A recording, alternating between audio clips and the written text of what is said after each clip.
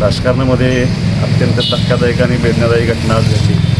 महाराष्ट्र राज्याचे उपमुख्यमंत्री अजितदादा यांचं विमान अपघातामध्ये निधन झालं आणि प्रचंड अस्वस्थता मनामध्ये निर्माण झाली. कारण अनिल भाऊंच्या पश्चात खूप वडिलकीच्या नात्यानं त्यांनी सांभाळण्याचा प्रयत्न केला होता.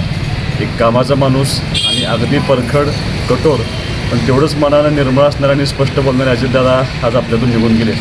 महाराष्ट्राला खूप मोठा धक्का आणि राजकारणामध्ये महाराष्ट्राच्या खूप मोठी पोकळी अजितदादांच्या जाण्यानं निर्माण झाली. ते दुःख वास्तविक पाहता कार्यकर्त्यांना पचवण्यासारखं नाही आहे. दादा जरी वेगळ्या पक्षात असले तरीसुद्धा इतकं प्रचंड कामाची क्षमता त्यांच्यामध्ये होती. कोणत्या पक्षाचा आमदार समोर आला आहे त्याच्यापेक्षा त्या आमदाराचं काम जर योग्य असेल तर ते करून देण्याची धमक अजितदादांच्यामध्ये प्रचंड ताकदीमध्ये काम करायचे, स्वतः पाठपुरावा करायचे. अगदी 7 दिवसापूर्वी राष्ट्रवादीबरोबर युती व्हावी म्हणून मला दादांचा फोन आला होता की काहीही करा आणि एकत्र येऊन तुम्ही निवडणूक लढा आणि अण्णांना तुम्ही एकत्र आहे म्हणून मला दादांनी स्वतः फोन केला होता.